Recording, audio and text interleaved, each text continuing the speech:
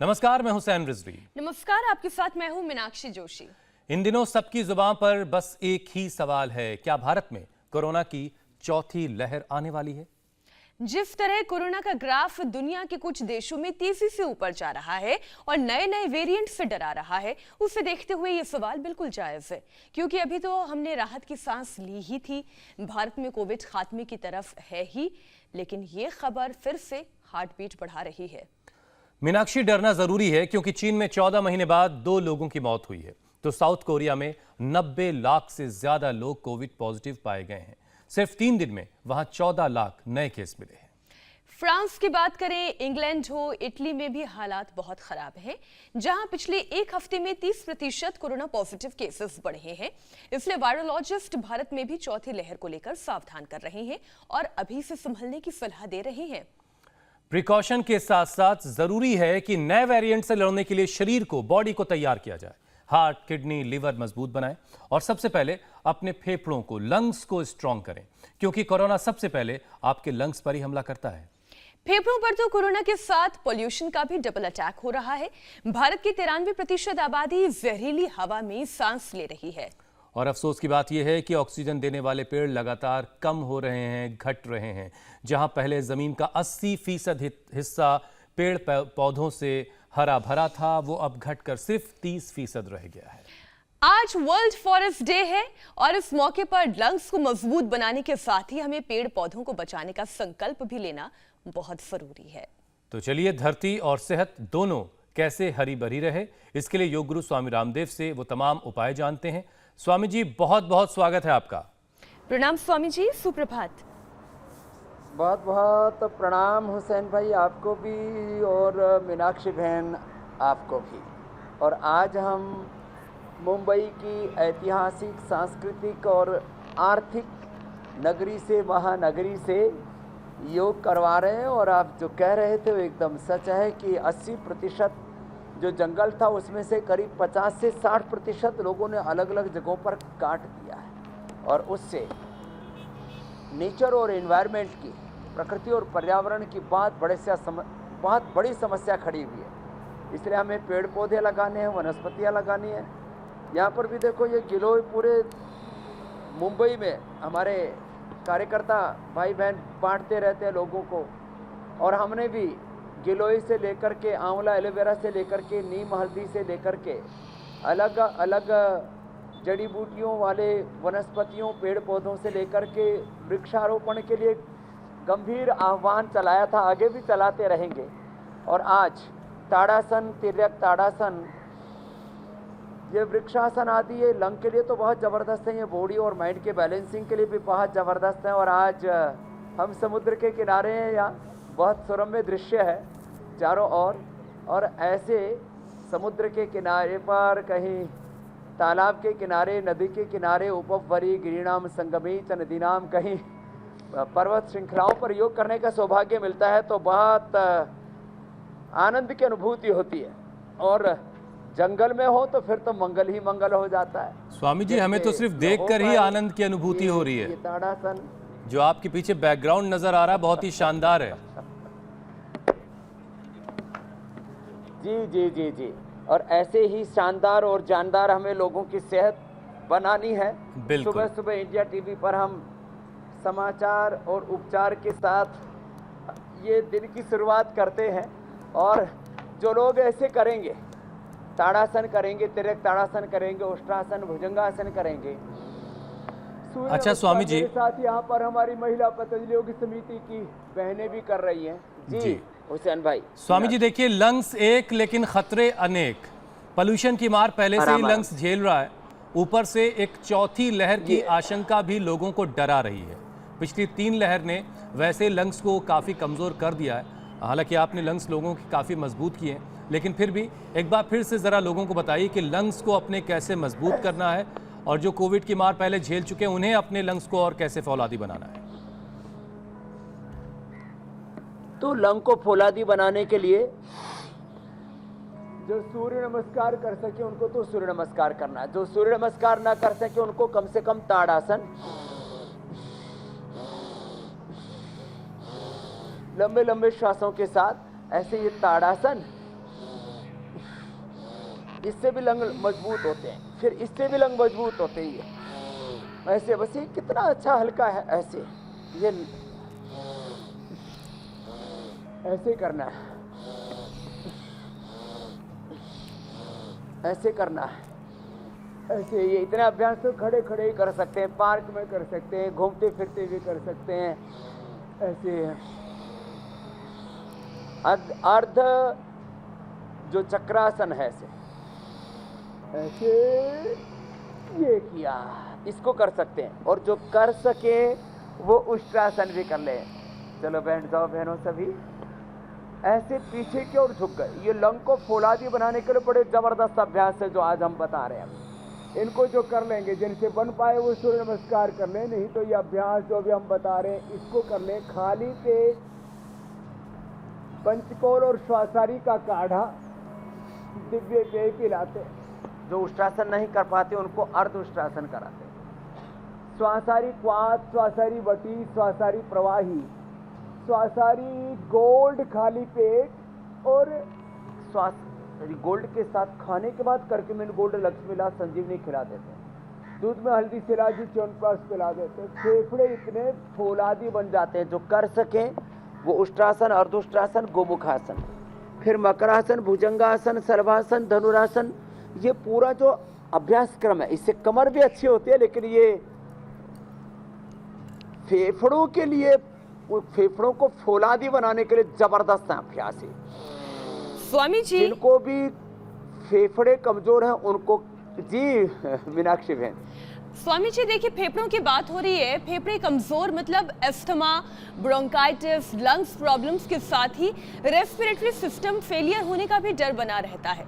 तो आने वाले इन खतरों को देखते हुए इन बीमारियों से परमानेंटली कैसे बचा जा सकता है, ये भी आप साथ साथ समझाएं। योगाभ्यास तो आप करा ही रहे हैं। तो देखो ये गोमुखासन हो गया। तो सबसे ज़्यादा जो महत्वपूर्ण, यूँ तो शरीर का एक एक सेल ही बहुत महत्वपूर्ण है, एक एक छोटा छोटा हार्मोन, केमिकल, सॉल्ट भी बड़ा महत्वपूर्ण है, एक एक जीन्स क्रोमोसोम से लेकर के एक एक डीएनए, आरएनए, प्रोटीन हमारा बहुत महत्वपूर्ण है। लेकिन ये जो अभी हम आपको अभ्यास बता रहे हैं, ये जो वाइटल ऑर्गन जिसको हम बोलते हैं ना, हमारे फेफड़े, हमारा heart, liver, kidney, pancreas, brain, ऐसे जो हमारे 5-7 सबसे बड़े ऑर्गन हैं, उनमें लंग्स बहुत ही महत्वपूर्ण है। बाकी तो 20-22 ऑर्गन टोटल हैं।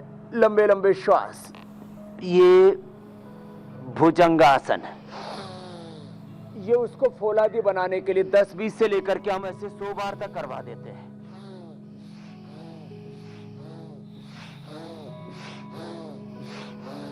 इससे एक तरफ भुजाएं मजबूत होंगी, रीढ़ की हड्डी अच्छी होगी, इससे फेफड़े फौलादी बनेंगे। ऐसे भुजंगासन ऐसे भी, और भुजंगासन दोनों हाथ ठोड़ी के नीचे लगा के ऐसे भी। अब यदि रेस्पिरेटरी सिस्टम स्ट्रॉन्ग है तो हार्ट भी स्ट्रॉन्ग होगा, सर्कुलेटरी सिस्टम भी अच्छा होगा। रेस्पिरेटरी सिस्टम स्ट्रॉन्ग है तो इम्यूनिटी भी स्ट्रॉन्ग होगी। रेस्पिरेटरी सिस्टम अच्छा है तो कफ, कोल्ड, अस्थमा, लंग फाइब्रोसिस, सार्कोइडाइसिस और लंग कैंसर आजकल बहुत बढ़ रहा है, वो भी नहीं होगा। पोल्यूशन से रिलेटेड जो प्रॉब्लम, उनसे भी लड़ पाएंगे। पोल्यूशन को तो आप पूरी तरह से हटा नहीं सकते, तो आप अपने आप को इतना मजबूत बनाइए कि अंदर जो कुछ पोल्यूशन जाए, फेफड़े उसको बाहर निकाल सकें। जिनके लंग स्ट्रॉन्ग होते हैं तो वो अंदर पोल्यूशन तो जाएगा लेकिन वो अंदर टिक नहीं पाएगा। अंदर बीमारियां तभी टिकती हैं, चाहे वो फेफड़ों की बीमारी हो। अंदर शरीर में इतनी चीजें जाती हैं, liver, kidney, heart, brain, nervous system, तभी कमजोर पड़ता है, तभी उसमें बीमारियां आती हैं जब वो अंदरूनी तौर पर शक्तिशाली नहीं होता। तो हम इनर स्ट्रेंथ देते हैं, इनर स्ट्रेंथ, लंबे लंबे श्वासों के साथ ऐसे ये अभ्यास। और ये इतने तो लंग के लिए बताए। तो ये लंग हमारा मजबूत होगा तो हम सब प्रकार के पोल्यूशन से, सब प्रकार की बीमारियों से, cough, cold, asthma, bacterial, viral, fungal infections का सबसे ज़्यादा असर हमारे रेस्पिरेटरी सिस्टम पर ही पड़ता है। फिर सीधे लेट करके आराम आराम से जो कर सके वो सर्वांग आसन कर लें, और जो सर्वांग आसन ना कर सके वो अर्धहलासन कर लें। अर्धहलासन तो सभी ऐसे कर पाएंगे, और जो कर सके वो पूरा कर लेंगे ऐसे। ये अब ये अपने अपने सामर्थ्य के अनुसार करना है, ऐसे ये कर लें। और आजकल तो हम शीर्षासन भी करवाने लग गए और करने भी लग गए देशवासी हमारे साथ साथ। ये शीर्षासन, सर्वांग आसन या हलासन, और जो इतना भी ना कर सके तो मरकटासन तो जरूर कर लें। तो 5-10 आसन, 5-7 प्राणायाम और छोटी छोटी सावधानियां, जिनको कफ, कोल्ड, अस्थमा, एलर्जी, पोल्यूशन का बहुत असर होता है रेस्पिरेटरी सिस्टम पर, उनको दही, छाछ, नींबू, अचार, टमाटर, थोड़े दिन के लिए चिकनी चीज़ें, ठंडी चीज़ें बंद करनी पड़ेंगी। फिर जैसे रेस्पिरेटरी सिस्टम स्ट्रॉन्ग हो जाएगा तो कोई बात नहीं, हम तो खजूर कल्प तक करवा देते हैं, द्राक्षा कल्प तक करवा देते हैं। सब कुछ बंद करके खजूरी देते हैं, खाने में चने की रोटी देते हैं, उसको हनी या च्यवनप्राश के साथ खिला देते हैं, और बाकी सब खाना पीना बंद करके, और जब प्यास लगे तो दिव्य पेय ही पिलाते। इतना करा करके जिनके 80-90% तक फेफड़े खराब हो गए थे, मीनाक्षी बहन आपने देखा है, सैकड़ों लोगों के अब तो एग्जाम्पल आप देख चुके हो, लाइव एग्जाम्पल, पूरे साइंटिफिक डॉक्यूमेंटेशन के साथ, कि उनके फेफड़े हमने पूरी तरह से स्वस्थ कर दिए थे। कोरोना के बाद किसी के 50-80-90% तक फेफड़े गड़बड़ हो गए थे, उनको भी हमने पूरी तरह से स्वस्थ बनाया है। स्वासारी गोल्ड, कर्क्यूमिन गोल्ड, अक्समिला, संजीवनी आदि वटी दे करके, ये छोटे छोटे जो उपाय बता रहे हैं, खान पान की थोड़ी सावधानियां करवा करके, हल्दी, अदरक, लहसुन, प्याज दिव्य धारा के साथ लपेट लगा देते हैं छाती के ऊपर, लंग बस्ती करवा देते हैं, नस्से देते हैं, और नस्से सरसों के तेल से लेके गाय के घी, बादाम, रोगन, ज्योतिषमती का नस्से, मैंने आपको बताया था कितने जबरदस्त हैं ये उपाय, जो हमारे सभी रोगों को से हमें मुक्त करके हमारे शरीर को निरोग तो बनाते हैं, देह को दिवाले शिवाले बना देते हैं हम। अच्छा स्वामी जी, जबरदस्त स्वामी जी देखिए, गर्मियां बढ़ रही हैं अब, और गर्मी बढ़ने के साथ साथ पोलन, धूल भरी आंधी और उससे होने वाली एलर्जी भी एक बड़ी परेशानी लोगों के लिए है। तो गर्मी परेशान ना करे और लोग एलर्जी से भी बचे रहें, उसके लिए क्या क्या करना है? अच्छा, आपके भी पीछे स्वामी जी सूरज देवता के दर्शन कम हो रहे हैं, कुछ धुंध सी नजर आ रही, क्या वहाँ भी धूल है फजाओं में, क्या है, धुंध सी है? ये पोल्यूशन तो, मुंबई तो पोल्यूशन का भी घर है।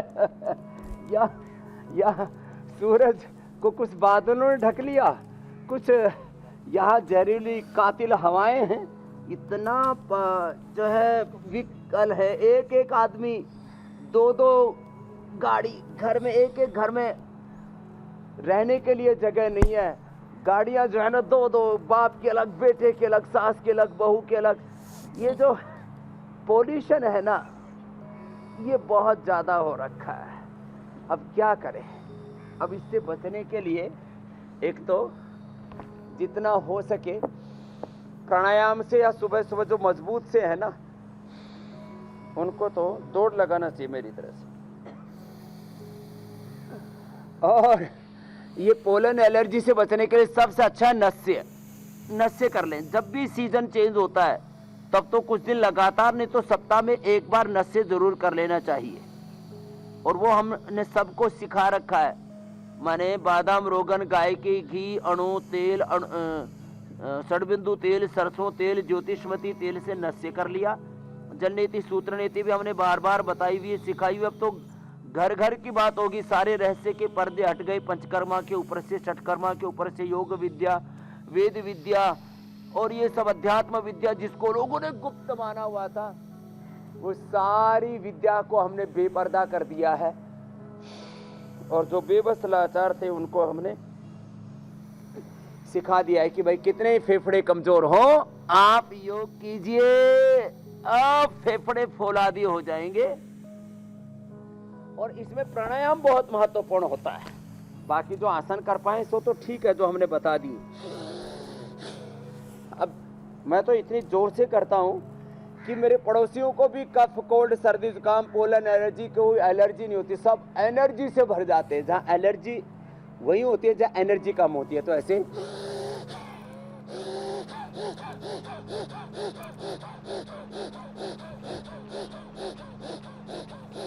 लोगों को cough, cold, pneumonia, double pneumonia, typhoid, न जाने फिर अंदर से और asthma, bronchitis, sinusitis, lung fibrosis अलग अलग प्रकार के उपद्रव होते हैं, फिर स्टीरॉयड लेने पड़ते हैं, बहुत इनहेलर, ये सब छूट जाते हैं। जो 5 मिनट डीप ब्रीदिंग कर लिया ऐसे, सामान्य मध्यम या तीव्र गति से अपने शक्ति सामर्थ्य के अनुसार। प्राणायाम का सीधा असर फेफड़े पर पड़ता है और फिर रेस्पिरेटरी सिस्टम के साथ पूरा सर्कुलेटरी, मैंने कहा, फिर nervous system, sympathetic parasympathetic system, पूरा सिस्टम हमारा एनर्जाइज हो जाता है। फिर ये सिम्प्टोमेटिक ट्रीटमेंट की जरूरत नहीं पड़ती है, सिस्टमेटिकली आप अच्छे हो जाते हैं। सिस्टम अच्छा हुआ तो पूरा देह ही देवालय बन जाता है। बिल्कुल स्वामी जी। बच्चों को लेकर भी हुसैन मेरे मन में एक सवाल था, क्योंकि प्रदूषण का असर जितना बड़ों पर है, बच्चों पर उससे कई ज्यादा इसका असर है, क्योंकि बच्चे ज्यादातर समय बाहर खुले आसमान के नीचे खेलते हुए बिताना चाहते हैं। अब पोल्यूशन का असर कुछ इस तरीके से है उनके ऊपर कि उनके लंग्स तो डैमेज हो ही रहे हैं और वजन बढ़ने के साथ साथ उनकी मेमोरी भी कमजोर हो रही है। पोल्यूशन की वजह से उनकी आंखों को भी नुकसान पहुंच रहा है। बच्चे देश का भविष्य है स्वामी जी, ऐसे में बच्चों को कैसे स्ट्रांग बनाए, ना पोल्यूशन का असर उन पर हो, बढ़ता वजन उनका कंट्रोल में हो, मेमोरी उनकी शार्प हो, तो इसके बारे में भी आप उपाय बताएं। तो बच्चों को ताड़ासन, तिर्यक ताड़ासन के साथ सर्वांगासन, हलासन, बैठ करके ऐसे पश्चिमोत्तानासन, अनुलोम विलोम प्राणायाम तो करना ही है जो अभी करवा रहे थे हम। फिर ये पश्चिमोत्तानासन, जो ना कर सकें ये सब तो कोई बात नहीं, कपालभाति, अनुलोम विलोम तो बच्चों को जरूर कराएं। और बच्चों को पहले दीवार के साथ शीर्षासन कराएं, बाद में बिना दीवार के भी हो जाता है। बच्चों की मेमोरी के लिए मेधावटी, मेमोरी ग्रिड, अश्वगंधारिष्ट, सारस्वतारिष्ट, ब्राह्मी शंख पुष्पी का चूर्ण। बच्चों को गाय का घी का सेवन, गाय के दूध का सेवन, बादाम अखरोट रात को भिगो कर के सुबह पिलाने वाला जो कार्य है। बच्चों को रोज एक्सरसाइज कराना, शीर्षासन पहले दीवार के साथ, बाद में बिना दीवार के हो जाएगा। ये छोटे छोटे अभ्यास है। शीर्षासन या सर्वांगासन बच्चों को अवश्य कराना चाहिए। इससे बच्चों के मस्तिष्क अच्छे होंगे, मेमोरी शार्प होगी, कंसंट्रेशन, IQ लेवल बढ़ेगा, कॉन्फिडेंस भी बढ़ेगा। और फिर जिन बच्चों की आंखें कमज़ोर होती हैं उनको शीर्षासन, सर्वांगासन के साथ साथ आमल के रसायन 200 ग्राम, सप्तामृत, लोह 20 ग्राम, मुक्ता शक्ति 10, मोती पिष्टी 2-4 ग्राम, वसंत कुसुमाकर रस या स्वर्ण भस्म के साथ थोड़ा सा खिला देते हैं, अथवा आईग्रिट गोल्ड अभी तो हमने बना दिया, तो आंखों का चश्मा उतर जाता है, जलनेती। और इसमें बहुत अच्छा असर होता है आंवले का। आंवले का सेवन बच्चों को कराना चाहिए। अब जिन बच्चों का वेट बढ़ा हुआ उनको तो ये अभ्यास भी कराना चाहिए। आंवले का किसी न किसी रूप में, आंवले का जूस, आमल के रसायन, आंवले की कैंडी, आंवले की चटनी, आंवले का मुरब्बा, ये सब, आंवले का अचार, ये अर्धलासन, पाद वृत्तासन और द्विचक्री का आसन, ये बड़े जबरदस्त है। ऐसे ये ओबेसिटी के लिए बच्चों को 10-10, 20-20 बार, बच्चे तो बहुत फास्ट कर लेते हैं, ऐसे ये अभ्यास कराएं। और जो ओबेस के बच्चे उनसे ऐसे ये अभ्यास भी कराएं। ये स्थित कोणासन और चक्की आसन अब तो सब करने लग गए। जो माँ बहन बेटियां भी करती हैं, उनका पेट, पीठ, यूट्रस, ओवरी, प्रोस्टेट सब पीरियड बेटियों के लिए भी जरूरी है, ये स्थित कोणासन और ये चक्की आसन। नहीं तो आजकल 10-12 साल की बेटियों से ही ये समस्या शुरू हो जाती है, मासिक धर्म की मेंस्ट्रुएशन की, और पेनफुल पीरियड, फिर लिकोडर्म जो है लिकोरिया, वाइट डिस्चार्ज, और 5 तरह की मंथली की समस्याएं बचपन से ही नहीं होंगी। जो बच्चे प्रारंभ से ही ये स्थित कोणासन, चक्की आसन करेंगी बेटियां, और बालक भी इन अभ्यासों को करेंगे तो उनका डील डोल भी अच्छा रहेगा। और फिर ये मंडूक आसन या योग मुद्रासन तो बच्चे आराम से कर लेते हैं।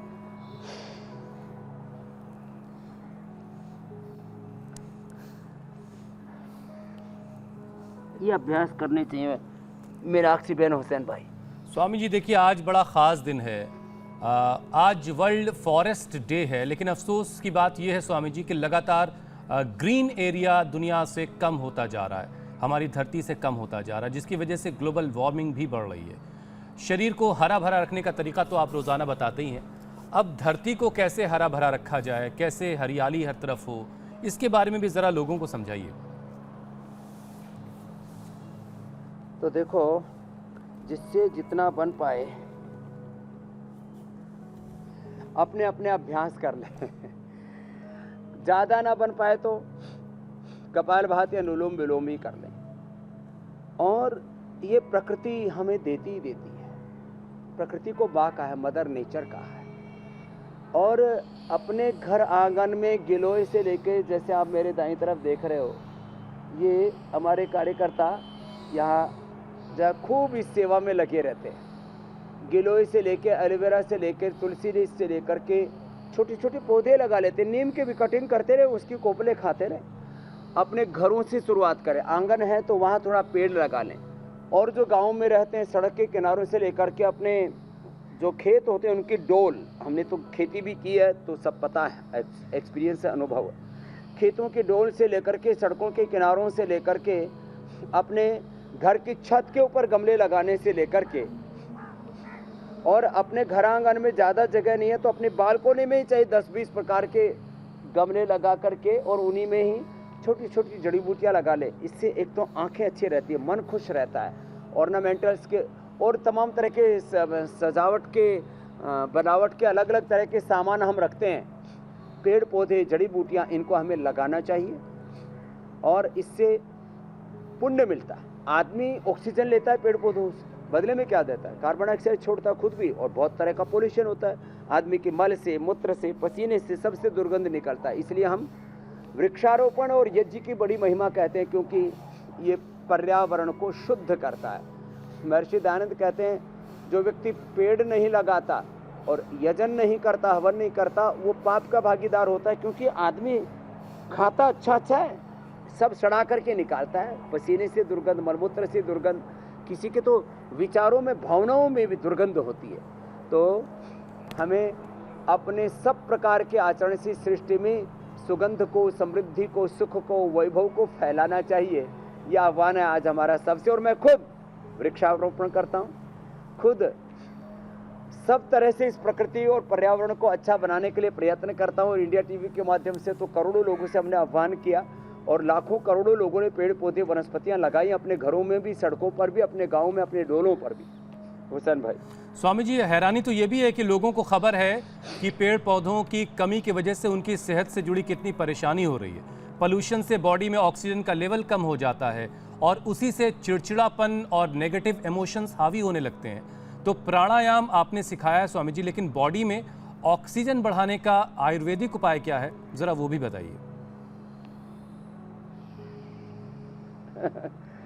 एक तो भस्त्रिका हो गया, कपालभाति, बाह्य प्राणायाम, उज्जाई, फिर अनुलोम विलोम, शीतली, शीतकारी, चंद्रभेदी, सूर्यभेदी। ये सब उपाय तो करने ही करने हैं। अभी गर्मी भी आ गई है ना, तो इसमें जौ का आटा है, जौ का दलिया है, फिर जौ की राबड़ी हमने कई बार बताई है, फिर इसमें अलग अलग प्रकार की नींबू के पानी से लेके सब ठंडाई, फिर शीतली, शीतकारी प्राणायाम।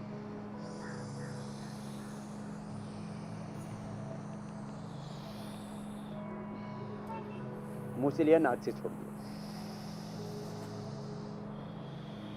उज्जाई में होल्ड करके रखते हैं,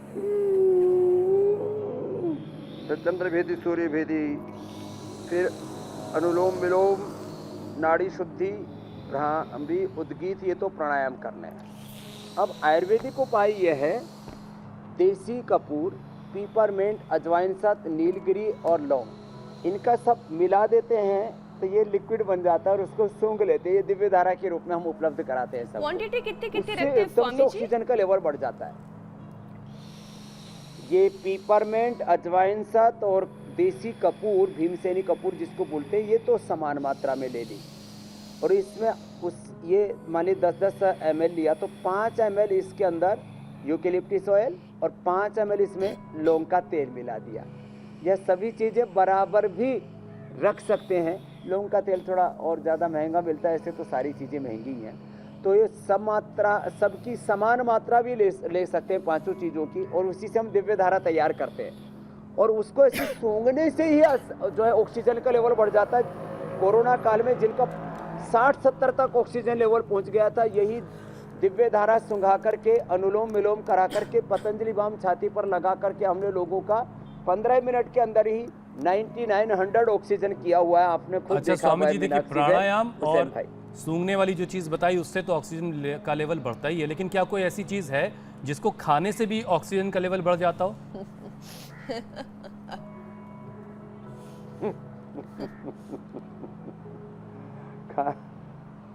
खाने में तो ये तो सोचना चलिए पड़ेगा। ठीक है, आपने ठीक है स्वामी जो है जी। आज हमको निरुत्तर कर दिया। कोई बात नहीं स्वामी जी, अब सवालों की बारी है। लोगों के सवालों को शामिल कर लेते हैं। 2 महीने पहले, समन का ये सवाल है, 2 महीने पहले कोरोना उनको हुआ था, जिसके बाद सांस लेने में उनको तकलीफ होने लगी और खांसी भी उनको आती है, वजन कम हो गया है, तो इन सारी परेशानियों से वो कैसे निजात पाएंगे? तो वजन को बढ़ाने के लिए तो थोड़ा सूर्य नमस्कार करें, थोड़ा दंड बैठक लगाएं और दूध, दही, छाछ ये सब अच्छी चीज़ें होती है, लेकिन साथ में खांसी भी है, इसलिए दूध में हल्दी, शिलाजीत, च्यवनप्राश का सेवन करें, छाछ ना लें। और खांसी के लिए लवंगादिवटी, खदिरादिवटी और कंठामृत तो रामबाण है, तो ये इससे खांसी पूरी तरह से अच्छी हो जाती है। वैसे यहाँ से दबाने से भी खांसी अच्छी होती है। लौंग, हल्दी और अदरक, इसके छोटे छोटे टुकड़े मुंह में ले लिए और उसको चूस लिया। मुलैठी, काली मिर्च, मिश्री भी चूस लिया, उससे भी खांसी अच्छी हो जाती है। ये कई उपाय हमने बता रखे हैं। ऑक्सीजन बढ़ाने के लिए हमने जो है कपूर, लौंग और ऐसे इसको पोटली सूंघने से भी हमने बताया हुआ है, खांसी अच्छी हो जाती है। और सारे ये छोटे छोटे उपाय हैं। ऐसे उपाय करके वेट बढ़ाने के लिए सबसे अच्छा है खजूर, और खजूर जो है कफ कोल्ड को भी दूर करता है, इसलिए खजूर खाएं, डेट खाएं, वेट बढ़ाएं। वेट बढ़ाने के 3-4 तरीके हैं। एक तो केले से वजन बढ़ता है, लेकिन केले से कफ बढ़ जाता है, तो जिनकी कफ कोल्ड की प्रकृति है उनको केला नहीं खाना चाहिए। आम भी जो है वो वेट बढ़ाता है, लेकिन आम से भी थोड़ा खटास होता है, उससे भी कफ कोल्ड बढ़ जाता है। तो कफ कोल्ड वालों के लिए डेट खाओ, वेट बढ़ाओ, सीधा सा फार्मूला। बाकी अश्वगंधा, शतावर तो अच्छा है ही। अगला प्रश्न ले लो मेरे भाई हुसैन जी, मीनाक्षी जी। अगला सवाल स्वामी जी रमन का है। रमन अपने माँ के लिए सवाल पूछ रहे हैं। उनकी माँ को 15 साल से अस्थमा है और लंग्स कमजोर होने के कारण ऑक्सीजन लेवल भी बहुत कम हो जाता है, इन्हें क्या करना चाहिए? तो रमन की माता जी के लिए, और ये बहुतों की समस्या है, मैं तो जिनका कहा ना 80-90% तक फेफड़ा कमज़ोर हो गया था, ये फेफड़ा जो है ना वापस रीजुवनेट हो जाता है, ये बड़ी बात कह रहा हूँ। और इसके लिए स्वासारी गोल्ड खाली पेट, छोटे बच्चों को 1-1, एडल्ट को 2-2, सुबह दोपहर शाम 3 बार शहद के साथ दे दें स्वासारी गोल्ड। और खाने के बाद करक्यूमिन गोल्ड, लक्ष्मी लास और संजीवनी दे दें। दिन भर जब भी प्यास लगे तो दिव्य पेय का ही पानी पिलाएं। और जितना बन सके भस्त्रिका, कपालभाति, अनुलोम विलोम करवाएं। खाने में ठंडी और खट्टी चीज़ें ना दें। थोड़े दिन खजूर का जो या द्राक्ष कल्प जो मैं बताता हूँ, सब चीज़ें बंद करके खजूर और द्राक्ष ही दें। बहुत भूख लगे तो चने की रोटी, और वो भी छिलके सही, बेसन के नहीं, छिलके सही चने की रोटी, उसके साथ थोड़ा सा हनी या च्यवनप्राश के साथ ही उसको खिला दिया। ये प्रयोग 1 सप्ताह करने पर, जिनके 2-2 साल से खांसी ठीक नहीं होती थी, जिनको वेंटिलेटर पर रखा जाता था, ऑक्सीजन पर रखा जाता था 24 घंटा, उनको मैंने ठीक किया मीनाक्षी बहन। तो रमन की माता जी भी ठीक हो जाएगी। स्वामी जी, रुपेश अपनी पत्नी के लिए पूछ रहे हैं और उनकी पत्नी को पैनक्रियाज में ट्यूमर है और डॉक्टर सर्जरी के लिए कह रहे हैं, तो अब उन्हें क्या करना है? ट्यूमर के लिए एक तो कपालभाति, और वो भी मंडूकासन या योग मुद्रासन के साथ करा ले, और वक्रासन भी साथ साथ में कर सकते हैं, पवन मुक्तासन भी कर सकते हैं। और पैनक्रियाज के ट्यूमर से लेकर के हमने पूरे शरीर के, यूट्रस के, ओवरी के, ब्रेस्ट के, हाथों के, पैरों के, ब्रेन के ट्यूमर खत्म की है। सिंपल सी 2 दवाइयाँ हैं, सिस्टोग्रिट, और यदि कैंसरस होने की पॉसिबिलिटी है तो सिस्टोग्रिट डायमंड, खाने के पहले 1-1 या 2-2 गोली, और साथ में करक्यूमिन गोल्ड 1-1, 2-2 गोली, और खाने के बाद काचनार घनवटी या काचनार गुग्गल, विद्यवादी कावटी, ये इतना दे दें। और जब भी प्यास लगे गर्म पानी पिए। पेनक्रियाज की सिस्ट खत्म हो जाएगी, नहीं तो पेनक्रियाज कैंसर के रूप में वो तब्दील हो जाती है। मंडूक आसन, योग मुद्रासन, वक्रासन आदि भी करते रहे और घी ना खाएं। जिनको भी सिस्ट हो जाती है, कोलेस्ट्रॉल बहुत अधिक बढ़ जाता है, वेट बहुत अधिक बढ़ जाता है, तो हम कुछ दिनों के लिए तात्कालिक रूप से घी बंद कर देते हैं, 2, 4, 6 महीने के लिए। ठीक है स्वामी जी। बाद में नॉर्मल होने के बाद उनको खिला देते हैं हुसैन भाई। ठीक है, अगला सवाल इंदु का है। उनका बेटा है 14 साल का, उसे टाइप 1 डायबिटीज़ है, इंसुलिन भी लेनी पड़ती है, तो इंसुलिन से छुटकारा मिल जाए, बच्चा ठीक हो जाए, क्या करना होगा उसके लिए?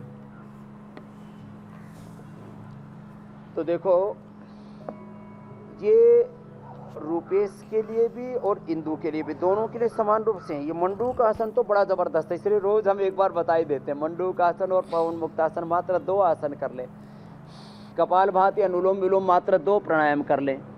और टाइप 1 डायबिटीज़ वाले सैकड़ों बच्चे आपने अच्छे होते हुए देखे हैं, 1 घंटे तक करने पड़ते बच्चे तो मंडूक आसन, शशकासन, योग मुद्रासन, अर्धमत्स्येंद्रासन, वक्रासन, गोमुखासन, पवन मुक्तासन, उत्तान पादासन, नौकासन, सेतुबंधासन, पादांगुष्ठनासासन, सर्वांगासन, हलासन से लेकर के शीर्षासन तक सारे आसन कर लेते हैं और प्राणायाम के साथ कपालभाति के साथ कर लेते हैं।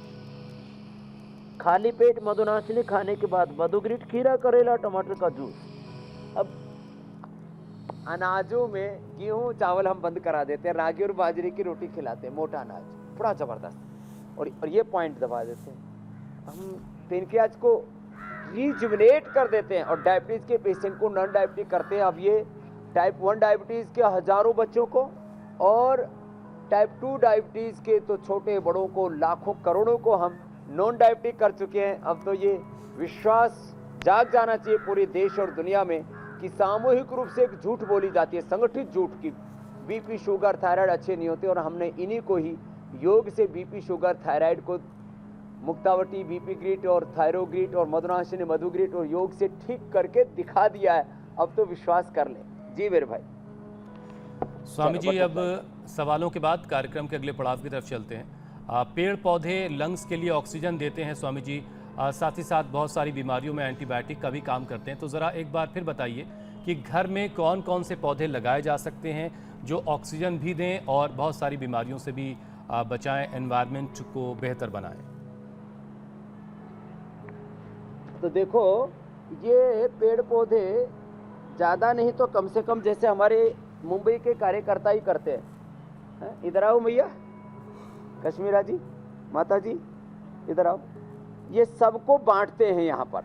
ये गिलोय ऐसे डंठल होता है, ये ऐसे लग जाता है और इसको कटिंग करके और ये हमारे कार्यकर्ता भाई बहन, ला माता जा,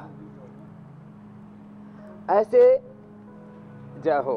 ये गिलोय की डंडी लेकर के ना, इसको ही ऐसे कटिंग करके और कहीं पर भी लगा दो गमले में, वहीं पौधा तैयार हो जाएगा। तो गिलोय है, तुलसी है, एलोवेरा है, पत्थर चटा है। यहाँ पत्थर चटा यहाँ जो है ना, सब्जी की दुकान पर भी मिलने लग गया एलोवेरा। अब ये चीज़ें अपने घरों में लगाएं, औरों को प्रेरित करें, तो चारों तरफ एक जड़ी बूटियाँ ही जड़ी बूटियाँ हिंदुस्तान में दिखेंगी। भारत आयुर्वेद का देश दिखना चाहिए, योग का देश दिखना चाहिए, ऋषियों का देश दिखना चाहिए, प्रकृति का, पर्यावरण का, पेड़ पौधों का। हमारे तो सब पूर्वज अरण्यवासी थे, तो ऐसे भद्रम इच्छन्त ऋषः तपः स्वर्विदः तपो दीक्षाम उपनिषेदुरग्रे, तो ऐसे ये हमारे ऋषि मुनि जो अरण्यवासी थे, वो वैसा ही पूरा भारत दोबारा बनाने के लिए पेड़ पौधे जरूर लगाएं। बिल्कुल। एक पेड़ लगाने से हजारों यज्ञ करने जितना पुण्य मिलता है, लाखों करोड़ का दान करने जितना पुण्य मिलता है। इसलिए सबको पेड़ पौधे जरूर लगाने हैं हुसैन भाई। बहुत बहुत धन्यवाद। अब आपसे अनुमति लेने का वक्त है। बहुत बहुत प्रणाम। भारत माता की जय। तो ऐसे सब करें योग। बहुत बहुत प्रणाम।